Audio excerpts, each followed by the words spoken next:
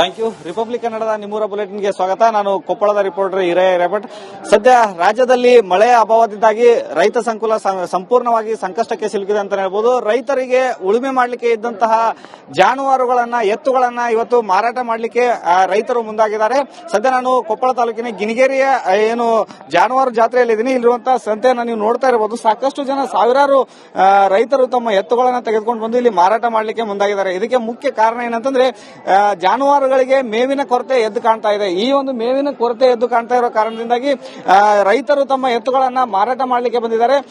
ಕೇವಲ ಕೊಪ್ಪಳ ಅಷ್ಟೇ ಅಲ್ಲದೆ ವಿಜಯನಗರ, ಬಳ್ಳಾರಿ, ಗದಗ ಸೇರಿದಂತೆ ಸಾಕಷ್ಟು ಊರುಗಳಿಂದ ಇಲ್ಲಿ ರೈತರು ಬಂದು ತಮ್ಮ ಏನು ಜಾನುವಾರುಗಳನ್ನ, ಎತ್ತುಗಳನ್ನ ಮಾರಾಟ ಮಾಡಲಿಕ್ಕೆ ಮುಂದಾಗಿದ್ದಾರೆ.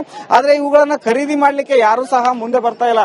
ಅಂದ್ರೆ ಮಳೆ ಇಲ್ಲದ ಕಾರಣ ಜಮೀನಿನಲ್ಲಿ ಮೇವಿಲ್ಲದ ಕಾರಣ ಏನಂತಂದ್ರೆ ಈಗಾಗಲೇ ರೈತರು ಸಾಕಷ್ಟು ಸಂಕಷ್ಟಕ್ಕೆ ಸಿಲುಕಿದ್ದಾರೆ. ತಮ್ಮ ಜಾನುವಾರುಗಳನ್ನ ರಕ್ಷಣೆ ಮಾಡ್ಕೊಳ್ಳಿಕ್ಕೆ ಸಾಕಷ್ಟು ತೊಂದರೆ ಆಗ್ತಾ ಇದೆ. ಹೀಗಾಗಿ ಮಾರಾಟ ಮಾಡಲಿಕ್ಕೆ ಬಂದಿದ್ದಾರೆ. ಆದ್ರೆ ಈ ಜಾನುವಾರುಗಳಿಗೆ ಸರಿಯಾದ ಬೆಲೆ ಸಿಗ್ತಾ ಇಲ್ಲ. ಅಂದ್ರೆ ಏನು ಇಲ್ಲಿರುವಂತಹ ದಲ್ಲಾಳಿಗಳು ಕಡಿಮೆ ದರಕ್ಕೆ ಈ ಒಂದು ಜಾನುವಾರುಗಳನ್ನ ಕೊಂಡ್ಕೊಳ್ಳಿಕ್ಕೆ ಮುಂದಾಗ್ತಾ ಇದ್ದಾರೆ. 1 ಲಕ್ಷ 2 ಲಕ್ಷ ಕೊಟ್ಟು ತೆಗೆದುಕೊಂಡು ಬಂದಂತಹ ಏನು ಎತ್ತುಗಳನ್ನ ಅರ್ಧ ಬೆಲೆಗೆ ಇಲ್ಲಿರುವಂತಹ ದಲ್ಲಾಳಿಗಳು ಕೇಳ್ತಾ ಇದ್ದಾರೆ. ಹೀಗಾಗಿ ರೈತರು ಮಾರಾಟ ಮಾಡಲಾಗದೆ ಮತ್ತೆ ಅವುಗಳನ್ನ ರಕ್ಷಣೆ ಕೂಡ ಮಾಡ್ಕೊಳ್ಳಿಕ್ಕೆ ಸಾಕಷ್ಟು ಸಂಕಷ್ಟದಲ್ಲಿದ್ದಾರೆ. ಉತ್ತಮವಾಗಿ ಮಳೆ ಆಗಿದ್ರೆ ಸಾಕಷ್ಟು ಮೇವು ಸಿಗ್ತಾ ಇತ್ತು. ಏನು ಜಮೀನುಗಳಲ್ಲಿ ಕೃಷಿ ಮಾಡಲಿಕ್ಕೆ ಅವರಿಗೆ ಎತ್ತುಗಳ ಅವಶ್ಯಕತೆ ಇತ್ತು. ಆದ್ರೆ ಸದ್ಯ ಮಳೆನೂ ಕೂಡ ಇಲ್ಲ. ಮೇವಿನ ಒಂದು ಬರ ಕೂಡ ಬರ್ತಾ ಇರೋದ್ರಿಂದ ಈಗಾಗಲೇ ರೈತರು ತಮ್ಮ ಜಾನುವಾರುಗಳನ್ನ ಮಾರಾಟ ಮಾಡಬೇಕಂತ ಬಂದರೂ ಕೂಡ ಇಲ್ಲಿ ಮಾರುಕಟ್ಟೆಯಲ್ಲಿ ಈ ಒಂದು ಜಾನುವಾರುಗಳನ್ನ ಖರೀದಿ ಮಾಡಲಿಕ್ಕೆ ಯಾವೊಬ್ಬ ರೈತರು ಕೂಡ ಬರ್ತಾ ಇಲ್ಲ. ಯಾಕಂದ್ರೆ ಜಾನುವಾರುಗಳನ್ನ ಖರೀದಿ ಮಾಡಿದ್ರೆ ಅವುಗಳಿಗೆ ಮೇವನ್ನ ಹಾಕಿ ರಕ್ಷಣೆ ಮಾಡ್ಕೊಳ್ಳೋದು ಸಾಕಷ್ಟು ಒಂದು ಸವಾಲಿನ ಕೆಲಸ ಅಂತ ಹೇಳ್ಬೋದು.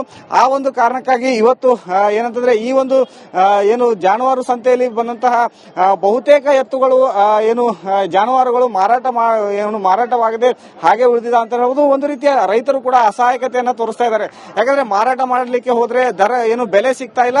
ಮನೆಯಲ್ಲಿ ಇಟ್ಕೋಬೇಕಾದ್ರೆ ಮೇವು ಸಿಗ್ತಾ ಇಲ್ಲ.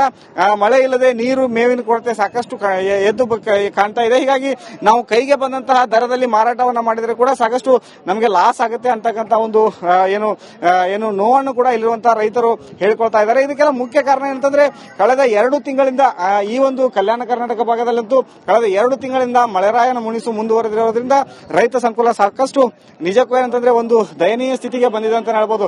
ಈಗ ಜನರಿಗೆ ತೊಂದರೆ ಆದಾಗ ಸರ್ಕಾರಗಳು ಒಂದು ಸಹಾಯವನ್ನ ಮಾಡಿ ಆಹಾರವನ್ನ ಕೊಡುತ್ತೆ. ಆದ್ರೆ ಈ ಒಂದು ಜಾನುವಾರುಗಳನ್ನ ರಕ್ಷಣೆ ಮಾಡಿಕೊಳ್ಳಲಿಕ್ಕೆ ಇದೊಂದು ರೀತಿ ಸಾಕಷ್ಟು ಸಂಕಷ್ಟದ ಕೆಲಸ ಅಂತ ಹೇಳ್ಬೋದು. ಇಂತಹ ಒಂದು ಸಂದರ್ಭದಲ್ಲಿ ಸದ್ಯ ಈ ಒಂದು ಬರಗಾಲ ರೈತ ಸಂಕುಲವನ್ನ ನಿರಂತರವಾಗಿ ಒಂದು ಹಿಪ್ಪೆಯನ್ನ ಮಾಡ್ತಾ ಇದೆ. ಇಲ್ಲಿ ಬಂದಂತಹ ಸಾಕಷ್ಟು ರೈತರನ್ನ ಮಾತಾಡಿಸಿದಾಗ ಗೊತ್ತಾಗಿರೋದೇನಂದ್ರೆ ಅವರ ಅಸಹಾಯಕತೆ ಎದ್ದು ಕಾಣ್ತಾ ಇದೆ. ಯಾಕಂದ್ರೆ ತಮ್ಮ ಜಾನುವಾರುಗಳನ್ನ ನಾವು ಯಾವ ರೀತಿ ರಕ್ಷಣೆ ಮಾಡ್ಕೊಳ್ಬೇಕು ಅನ್ನೋದೇ ಒಂದು ದೊಡ್ಡ ಸವಾಲಿನ ಕೆಲಸ ಆಗಿದೆ ಅಂತ ಹೇಳ್ಬೋದು. ಇದಿಷ್ಟು ಕೊಪ್ಪಳದ ಸುದ್ದಿಯಾಗಿತ್ತು. ಮುಂದಿನ ಸುದ್ದಿಯನ್ನು ನನ್ನ